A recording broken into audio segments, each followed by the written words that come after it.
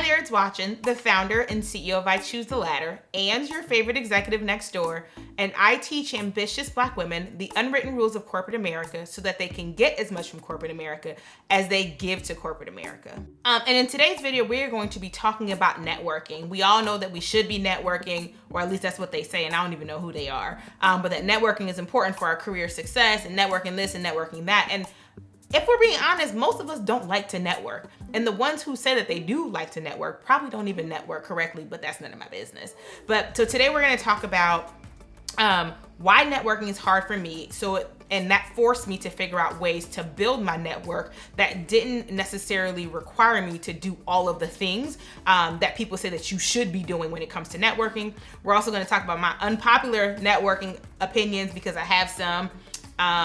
And they are mine and mine alone, but they are very strong opinions on networking. And then lastly, we're going to talk about what are some things that you can do to intentionally build your network that doesn't drain you of your energy or force you to do things that you may not necessarily feel comfortable doing. And I'm not saying you should not be pushing yourself out of your comfort zone. What I'm saying is pushing yourself out of your comfort zone for the sake of it without understanding what it is that you're trying to accomplish usually doesn't get you the results that you want to anyway, and then you end up burning out. And so let's get started.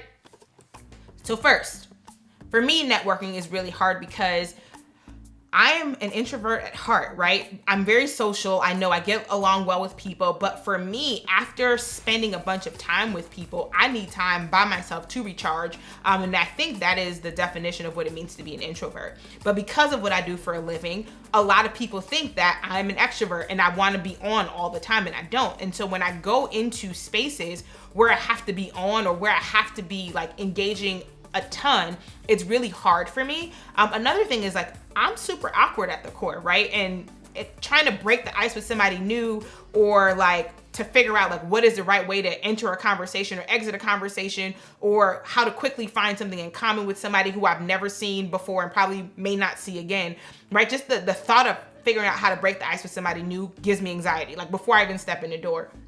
Another thing is like, I am terrible at small talk, right? Like I meet people and I automatically start asking questions that people can find really personal, having known somebody for like 5 minutes where I'm like, oh, so tell me about your childhood. And people are like, hold up, like this is not therapy session. This is not why we came here. And so I end up being really awkward like when I'm trying to have small talk because I'm actually not interested in small talk. I have a genuine curiosity about people. And so I really want to know people as people, but you got to pace yourself sometimes. And the way that my life is set up, pacing is not one of my strengths. That is not my ministry. And so getting into small talk has been really hard in the past, but then also exiting small talk, right? Because there comes a point where I'm like, okay, this ain't working. Like it's not working for me, but how do you exit? You can't just like walk away from somebody mid-sentence when they're trying to tell you something, or you can't just like tune out, or you've seen people in conversation where they get that glazed look over their face and you're like, yeah, you're not listening to anything that I'm saying, right?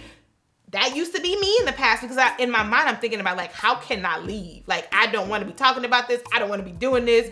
I don't even know what you're talking about. But like, then sometimes like, it's just like, when you find the right pause, then you say, oh, I see my friend or whatever, but it's all very awkward and I don't want to do it. And then I think because my job required so much of being here, being there, knowing this person, knowing that person, a lot of times I was going to places out of obligation and I would get there and I actually wouldn't want to be there. So you would find me in the corner on my phone, playing games on my phone. Most people will tell you like, yeah, she's either playing that Tetris looking game or some Candy Crush looking game, because I retreat into myself in like the corner somewhere until I see somebody I know who can help, who likes icebreakers and who likes small talk, who can help me break the ice with new people. But for the most part, I would go to these networking events and I would leave feeling really defeated because I would leave knowing the same amount of people that I knew before I went. I didn't really want to be in the building. And so I had to figure out a way to grow relationships organically without feeling like I was torturing myself to do things and be in spaces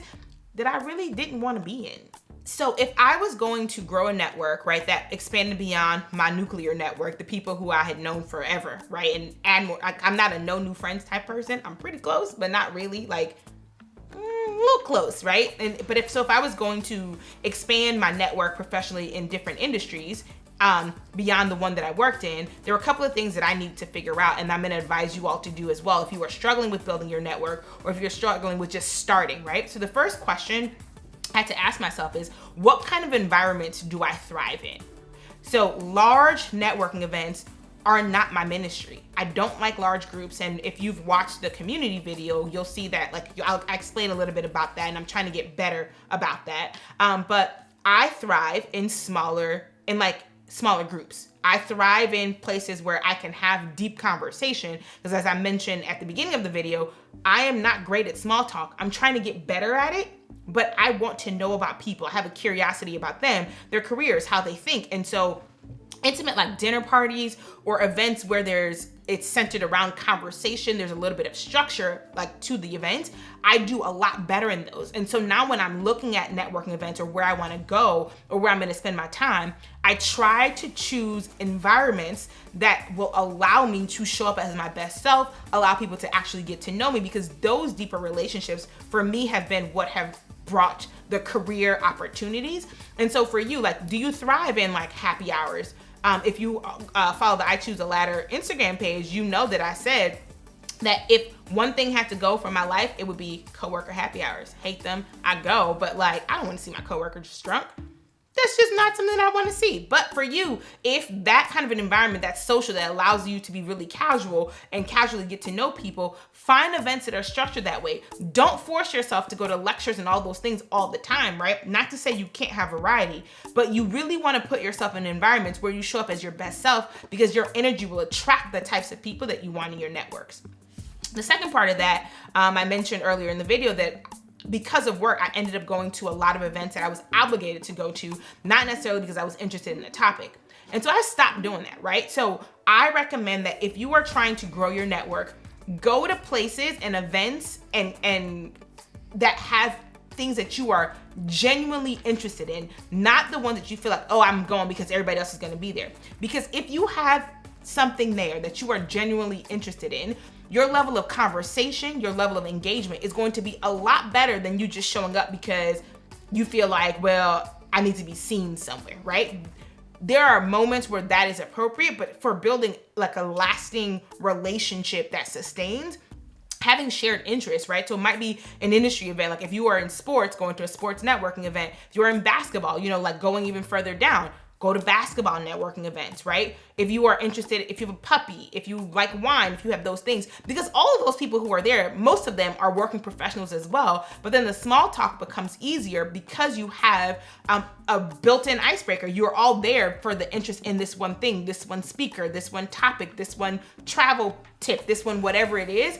And so let the obligation go that causes you to feel like you need to be in every space, because what that does is exhausting. You can't control the narrative really, because people know that you're everywhere. They may just not know what it is that you're doing everywhere and why you don't have any real business to attend to. And so you're in every space, everywhere, on everybody's Instagram page, regardless of the event, regardless of like what it is, right? And then I think the last thing that I will say too about that is that it's okay to have variety in the types of events that you go to. You don't want to be one-dimensional. You don't want to be so rigid that it's like, if it's not X type of event, I'm not going. But what I'm saying is balance it out, right? Balance it out so that you have places where you are really in your bag, as my friend Charles would say, or you're really like hitting your stride. And then there are some events where you're going because you're trying to push yourself out of your comfort zone to grow and all of those things. But you need a balance of both, because again, networking and growing a network is a long game. And so you want to make sure that you're investing in relationships over time, but also that you're doing it in a way that is sustainable for you. Another thing about networking that grinds my gears is, I don't know why I say grinds my gears. I promise y'all I'm not 60. But literally, it literally grinds my gears. When people say, it's all about who you know, it's all about who you know, it's all about who you know. The second part of that statement is, and who knows you? Because there are a lot of people who may know me because they've seen, or know of me because they've seen me speak here, they've taken a class or whatever. But if I don't know them and I don't know their work, I'm not going to vouch for them, right? When you ask to leverage someone's network, or you ask for an intro or connection, what you are asking someone to do is put their reputation on the line on the strength of their relationship with you. If they can't do that, the answer is going to be no, right? If they can't say, I know that this person's character is XYZ. I know that their quality of work is XYZ. I know that their integrity is XYZ. I know that they treat people in this way. it's going to be really hard to get meaningful relationships that sustain, right? And so, yes, you want to know people, but you also want to give people the opportunity to get to know you, right? And how that looks is different. There's different levels of like vulnerability. There's different levels of relationship, but don't be so pressed to know everybody's name and not doing the other half that's probably going to be more beneficial in the long run, which is actually staying engaged with people so that they know more about you than your name and the company that you work for. So yes, it is all about who you know and also who knows you. One of the other things that I think that we don't think about enough is like how we can pour into our current relationships. We're so focused on adding more and adding more and adding more people for the sake of saying we have a robust network that a lot of the relationships in our current network who could be that could be beneficial are laying dormant, right? We are not doing the things that we need to do to stay in touch with people, to connect people, to be able to get to know people, right? And so one of the questions that you should ask yourself as you think about growing your network is, how can I pour into the people who I currently have access to? What do I have to give? Who can I reconnect with, right? Because at some point you had a reason for adding these people to your network. Sometimes it was, by happenstance, and those people you don't necessarily have to re-engage with if you don't feel like it's worth your time or your effort. But what I'm saying is that like you already have relationships, and they talk about this in sales, right? It's a lot easier to get more money from somebody who's already spent money with you before than to get money from a new customer. In the same way, it is a lot easier to nurture relationships that you've already started working on, as opposed to always adding more relationships to your network. And so while you look to grow and have new friends, make sure that you're not neglecting the people who've already proven to you or who've already decided to walk with you through whatever chapter of life that you're in, because those people already see the value because they've engaged with you. So pour into your current relationships in any way that you can. I also think that people should look at your networks as a means to getting things done, right? You don't have a network for a network's sake. There's a reason for networking, whether it's for yourself or for other people. Most times, your network is used to get things done for other people. But look at how you are leveraging your network. If you are underutilizing certain people and overutilizing other people, think through what that balance looks like for you. And then I think the last thing that I'll say about this is, as you think about networking, think about ways that you can organically grow your network, right? Are there second degree connections that you could potentially be introduced to, or that you can reach out to try to engage with? Are there companies where you know people that you have not necessarily reached out to or had communications with or engaged with? Social media has allowed us to reach more people faster than we ever have in the past. And so there are ways that you can organically grow your network that don't require you to do the absolute most all the time. And so I would say look into that as you think about what the appropriate network is for you at this phase in your career. If you've listened to this and you're like, hey, I don't really know anybody, I don't even know where to start, that's completely valid. For me, I've had guidance since I was 18. I talk about my mentors and those people all the time, but I know tons of people who are like, listen, I'm the first in my family to even make it to this place. I don't know how to navigate this. And I think that is perfectly fine. You're never too late. One of the things that I say all the time is organizations and volunteering. So find an organization whose mission or work you are aligned with, find out who in your city is doing that at the highest level, and then volunteer for them. And don't just volunteer in the larger organization, right? Because that's not how you quickly get to know people, but volunteer on a committee. Volunteer with something that allows you to be in more intimate relationship with people, because once they see you work, you get to know each other, you meet more frequently, you talk more frequently. That's a way to start to slowly build your network. Also, professional organizations are a great way. So if you, depending on the industry that you're in, you can always join one of those. Meetup.com is also a great way.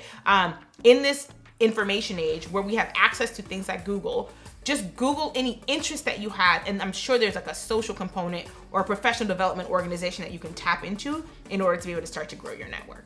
But before I go, I know I gave you guys some helpful tips on how you can grow your network.